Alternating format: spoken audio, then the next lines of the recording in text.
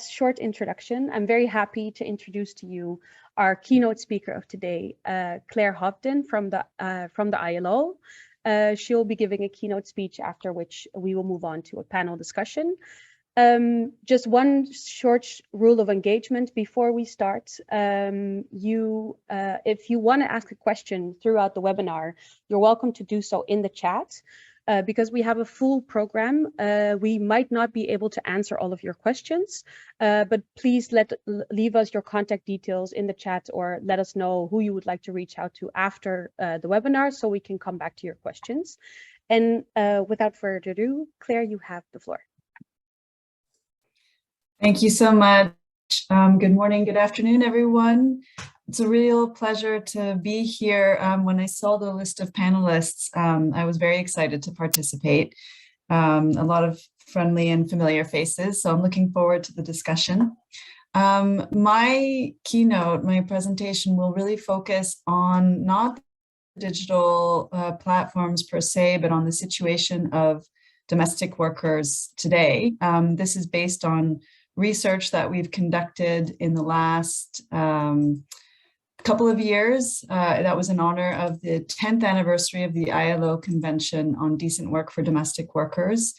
We wanted to do an assessment of the situation of domestic workers 10 years after. And we were quite, let's say, not surprised about a lot of the findings, but there were a couple of things that came up. And most of all, it's just really useful to have a solid base of data. So this is what I want to share with you today, some of the key findings, and think about how these findings relate to issues in the platform economy. So I'm just going to share my screen here. Okay. So first, we did the basics, the number and the characteristics of domestic workers. Now, one thing that I want to start with is that the ILO's definition of domestic work is, for those of you who are less familiar, domestic work is work performed in or for a household or households. The ILO Convention on Domestic Work does not contain a definition of employer, and so therefore the door is open to consider domestic work anything that's taking place within the private household. So the workplace is the determining factor and not the employer. So although households are typically the employers of domestic workers, we are also aware that there are a huge range of intermediaries, service providers, cooperatives, and of course, digital platforms that are playing a role in the placement or management of domestic work. So for that reason, we wanted to make an effort this time on our data to capture the full range of domestic workers, because in the past, we were only able to capture those domestic workers who were working directly for a household. And so in the estimates that I'll be presenting now, we have made our first attempt at capturing also domestic workers working through or for service providers. So based on that figure, we found that there are 75.6 million domestic workers in the world over the age of 15. We have separate estimates on child domestic work, which are not presented here. But here you have a sense of the distribution, let's say, of domestic workers around the world. You see a high number in Asia across the different subregions. But we also did an estimate of the percentage of employment, and we saw that domestic work represents the highest share of employment, let's say, in the Arab states, and a much lower share of employment in places like Europe. So those figures look like 2.3% of employment around the world. We also looked at the share of employees. We think that that's a better comparison because we understand domestic work to be taking place within an employment relationship, that they are not self-employed by and large. And so the comparison to the percent of, to the number of employees is a figure that we tend to favor. And as you can see, the Arab states is where domestic work holds the largest weight, where they account for 12.3% of total employment. So also looked at the gender dimensions. Not surprisingly, women make up 76.2% of domestic workers globally. But if you look at the regional figures, and there's some sub-regional figures as well, there are some findings that we were maybe not expecting as much, which is the share of male domestic workers in places like the Arab states, where you see they make up actually the majority of domestic workers. And there are also some sub-regions of Africa where they make up the majority. I think it was Northern Africa, and also in South Asia, there are places where the number of male and female domestic workers are almost equivalent. But in terms of share of employment, again, there's no question about it that domestic work still represents a more important source of employment for women than for men. So after looking at the characteristics of domestic work, we also looked at issues of occupation, occupational segregation within domestic work. We have some figures as well on age and things like that that we didn't necessarily publish in the global report, but that we have available. But what we really wanted to do was assess the extent to which domestic workers are protected by labor and social security laws and how that number has grown over the last 10 years. So we took our first estimates and compared them to the estimates that we have today. And this is what we found. So first, we looked at the extent to which domestic workers were covered by labor laws in general. So the dark green represents coverage by general labor laws. And in the top, you have the percentage of countries that cover domestic workers by the general labor law. Below, you have the percentage of domestic workers who are covered as a result of that coverage.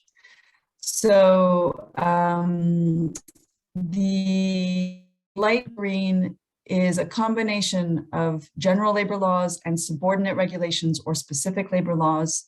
And the very light green, the 11% there in the countries, that represents countries that provide only subordinate regulations or specific labor laws for domestic workers.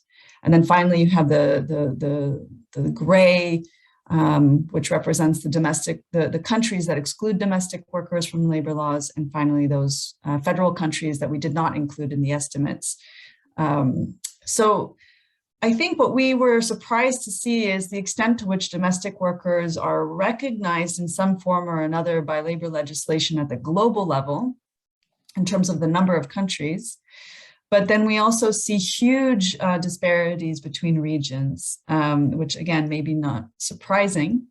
In Africa, we see a tendency to include domestic workers through a combination, what we call the combined approach of general and specific labor laws. In the Americas as well. In the Arab states, while the coverage is quite high now, thanks to changes that have taken place in the last few years, the vast majority, 94% of domestic workers are covered by subordinate regulations, which we'll get into in a moment. And then you see that there's an issue of exclusion that affects Asia and the Pacific more so than other regions. And finally, Europe and Central Asia, where for the most part, domestic workers are covered. Actually, 100% of domestic workers are theoretically covered by the labor laws or a combined approach. But of course, that only shows half of the picture or less, right? The inclusion in the General Labor Code might not mean that domestic workers are covered by all of the provisions of the labor code. They might be excluded from specific ones, and they might not enjoy the same level of rights as other workers if they are covered by special laws or specific regulations. So we wanted to get a better idea of the actual, or let's say the level of protection with respect to some key areas. We looked at working time, wages, and maternity protection. And we wanted to compare their rights to the rights of other workers. And this is partly a reflection of the nature of the intent of Convention 189, which really aims to ensure equal rights for domestic workers as compared to other workers. So what we can see here is that with respect to working time, domestic workers, there's about 49% who have the same rights as other workers with respect to weekly rest, 43% on paid annual leave, and 35% on limitation of normal weekly hours. workers. There are 35% who enjoy the same minimum wage level as other workers. And then finally, maternity protection, it's about 46 and 41% who enjoy maternity leave entitlements and cash benefits to the same extent as other workers. But you see the gray bars that indicate the extent to which the exclusions remain. And that is, part of the picture that was perhaps not terribly surprising to us, because we understand that domestic workers are typically excluded from labor laws. We also looked at social security. First, we did look at the change in percentage. So there was a change, let's say, since 2011. There's an increase of 15 percentage points of the number of domestic workers who are covered by general or specific labor laws. So we combined all of those forms of coverage into one indicator. For working time, we see there's been an increase in 21 percentage points of domestic workers who are entitled to weekly rest. That's where the biggest increase has been. But where we see much less progress is in the extent of minimum wage coverage, where you see there's only been an increase of 2.9 percentage points of domestic workers who are covered by a minimum wage, and also very little change in terms of maternity protection. We also looked at the coverage by Social Security laws. We didn't have comparative data over the 10 years, so we couldn't measure the change. But I think the main finding here is that although Social Security, there's 9 branches of Social Security that we consider, and we looked at the number of countries and domestic workers who were covered by one benefit, at least one benefit, and the number of countries and domestic workers who were covered by all benefits. So in the left-hand column, it's the percentage of countries, in the right-hand column, the percentage of domestic workers. And you can see that globally, there are 60% of countries that provide at least one benefit, but only 15%, let's say, that provide all benefits, providing coverage to just 6% of domestic workers. And you will also probably have already been thinking, yes, but what does this look like in reality? Because this is just the law. When we look at it in practice, and we did, we found that, of course, there are a lot of laws that are in place that are not being applied. And our main indicator of this is informality. So globally, 81% of domestic workers are informal, and that's twice the share of informal employment among other employees. So they are absolutely more affected than most employees by informality.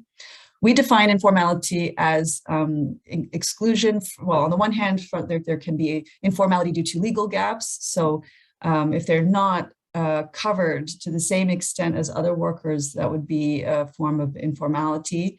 But we also count informality as the lack of application of the law in practice. So in the report, we actually disaggregated these two. I won't go into it in this presentation, but we did measure the legal gap. So the share of informal domestic workers who are informal due to legal gaps, and those who are informal due to gaps in implementation. But for now, we're just sticking with the big picture, the global figure of informality. So we also looked at 2 indicators of application of labor laws. So we looked at the real wages of domestic workers compared to other employees.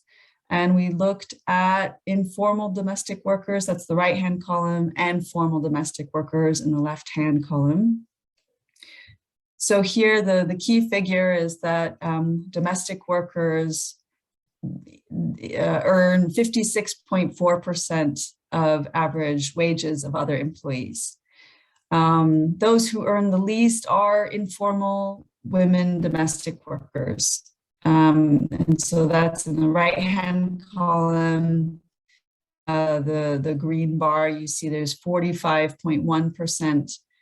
So informal domestic workers earn 45.1% of average monthly wages of non-domestic employees. So these figures are still very low. You have the regional distribution, but for the most part, the figures don't go above 60, well, let's say in the case of men domestic workers in Asia and the Pacific, they seem to earn 75.6% of average wages. But as we'll see on the next panel, we have to take this into account with the figures on working time. And here we see that domestic workers are much less likely than other employees to work what we call normal hours of work. So that is between 35 and 48 hours per week. So 35 to 48 hours per week is the green bars. The first column is where we'll be focusing our attention for the time being. And what we can see is that, again, let's say there's 64% of domestic workers who are working outside of normal weekly hours, compared to 46% of other workers. And again, not surprisingly, it's the informal domestic workers who suffer the most. You see that their working hours are even more in the tails. There's only 30% of them who are working normal hours. And there are, of course, decent work risks that come from these either very long hours or very short hours of work. There's a very clear correlation that we see in both directions between very short hours of work and informality. So there's more informal domestic workers working short hours. And among domestic workers working short hours, there's a higher concentration of informal domestic workers. And this we started to unpack, trying to look at some of the sources and the explanations for why, beyond the obvious. And I'll talk a little bit more about that in a moment, but certainly the absence of regulation on working time is a factor that contributes to very long hours of work. So Asia and the Pacific, down towards the bottom of the screen, you see that domestic workers work, that 33% of domestic workers work between 49 and 60 hours a week, and 17% are working more than 60 hours a week. So that's with 60% of domestic workers that are working, or 50% that are working more than your average normal weekly hours. And again, you have to take that into account with the working time, with the wages that we saw on the previous screen, where the wages might be comparatively higher, but you have to take into account also the extremely long number of hours that they're working. And then the other region I wanted to attract your attention to is Latin America and the Caribbean, where domestic workers are working shorter hours comparatively. And this is the case in Europe and Central Asia as well. And here we see that there are coincides with the two regions where there's the highest rate of coverage on working time. And so, we think that that is contributing somewhat to the reduction of the very long hours of work. However, there's also a high percentage of informality in both of those subregions. And so what we think is happening is that it's partly some of the design of the laws that are producing the very low number of hours of work, and particularly threshold provisions that are put into Social Security laws that state that domestic workers need not be registered to Social Security if they work under a certain number of hours per week, or if they earn under a certain amount of income per week. And therefore, household employers are tending to hire domestic workers below that threshold to avoid obligations to register. Claire, can I just alert you to the time? Yeah, I'm on the concluding slide. Oh, perfect. Great. Thank you. So in conclusion, this is a little bit of a summary of what we've just seen. Informality among domestic workers remains a huge issue. It's almost twice the share among other employees. We've seen improvements in the extension of labor and Social Security protections over the last 10 years. But there needs to be much more emphasis placed now on implementation of those laws. So informal women domestic workers have the lowest wages and also the shortest and the longest working hours.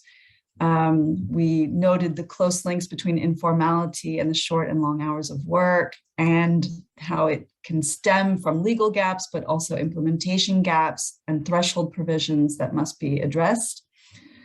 And finally, our focus when we talk about implementation is increasingly on addressing some of the social norms and also the incentive schemes that are driving informal employment practices, which of course are underpinned by discriminatory attitudes.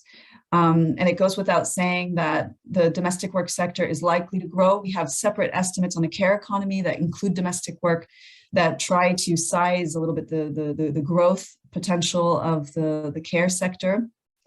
And since we know there's still an ongoing preference for in-home care, domestic workers will continue to shoulder a lot of the burden of that care need. So with the platform economy now, as we heard the statistics in the beginning, they're increasing very quickly, even more so in domestic work. From our estimates, they increased even 8-fold from 2010 to 2020. And so there's no doubt that those are going to have an influence on the working conditions and also the quality of the service provided to households. So I'll leave it there. I hope I didn't go too much over time. Thank you very much. Thank you so much, Claire, for setting the stage for this webinar. I already see that a lot of people are interested in your report, so and the research, so I'm sure that you'll be able to share. Also noting that we will be sharing all the presentations